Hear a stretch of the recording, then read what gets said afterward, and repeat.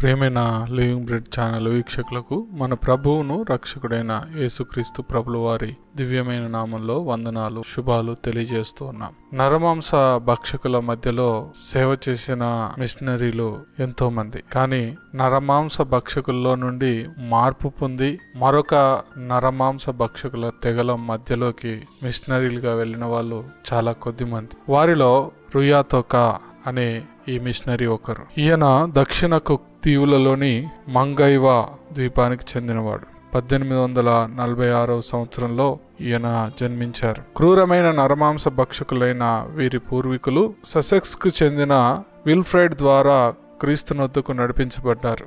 ఆ విధంగా రుయాతోకా కూడా యేసుక్రీస్తు ప్రభుల వారిని తన సొంత రక్షకునిగా అంగీకరించాడు. ఆ తర్వాత కొంతకాలానికి క్రీస్తును గూర్చి ప్రకటించడానికి క్రూర స్వభావం కలిగిన నరమాంస భక్షకులైన న్యూ గినియాలోని ప్రజల యొద్దకు వెళ్లారు. రుయాతోకా మరికొంతమందితో కలిసి పోర్ట్ మోస్బీకి వచ్చినప్పుడు అక్కడి స్థానికులు వారిని చూసి ఆశ్చర్యపోయారు. వారు దేవుళ్ళు లేదా దుష్టశక్తులై ఉంటారని ఆ ప్రజలు భావించారు. రుయాతోకాకు అక్కడ నివసించడం మనుగడ కొరకు పోరాటంగా మారింది.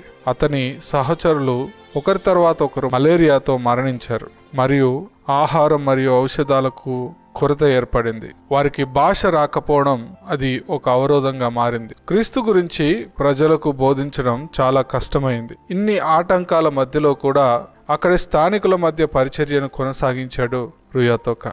అక్కడి ద్వీప నివాసులైన ప్రజల మధ్యలో రుయాతోకాకి మంచి సాక్ష్యం ఉండింది. ఆయనని యేసుని మనుషుడు అని ఆ ప్రాంతం వారు పిలిచేవారు. అతను వారి మధ్య నడిచేటప్పుడు వారు ఈటలు కర్రలతో అతన్ని బెదిరించినప్పటికీ అతడు భయపడక సాగిపోయేవాడు. కొన్నిసార్లు స్థానికులు ఈటలు పట్టుకొని అతన్ని చంపుటకు కూడా పరిగెత్తి వచ్చినప్పుడు తన చేతుల్లోని బైబిల్ను పైకెత్తుకొని, నేను జీవ పుస్తకమును కలిగి ఉన్నాను, నా జీవితం క్రీస్తులో భద్రపరచబడి ఉంది అని పలికేవాడు. అతని మాటలకు ఆశ్చర్యపడిపోయే స్థానికులు అతని మీద దాడి చేయక అతను చెప్పే ప్రసంగమును ఆలకించేవారు. అధికారికంగా ఉండే అతని మాటలు వారు విని వారి పాపముల కొరకు పశ్చాత్తాపపడేలాగా చేసేవి. ఒకరోజు రుయాతోకా తన ఇంటి తలుపులు తట్టిన చప్పుడుకు మేల్కొన్నాడు. తలుపు తెరిచి చూడగా అక్కడ భయంతో నిండుకొన్న కొందరు పాపువన్లు ఉన్నారు.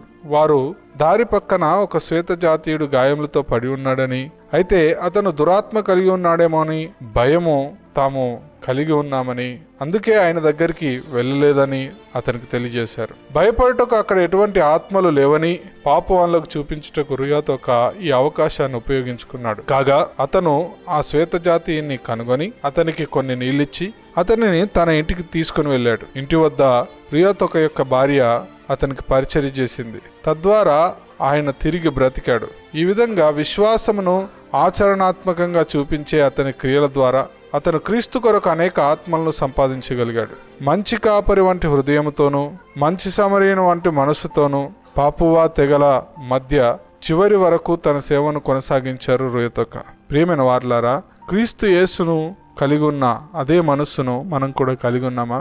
మన చుట్టూ ఉన్న పరిస్థితులు ఎలాంటివైనా, మనము ఎన్ని కష్టాలు అనుభవిస్తున్నా ప్రభు కొరకు పరిచర్య చేస్తే ఆయన మన తోడుగా ఉండి బలపరుస్తాడు. అంత విలువైన పనిని చేయడానికి నువ్వు సిద్ధంగా ఉన్నావా?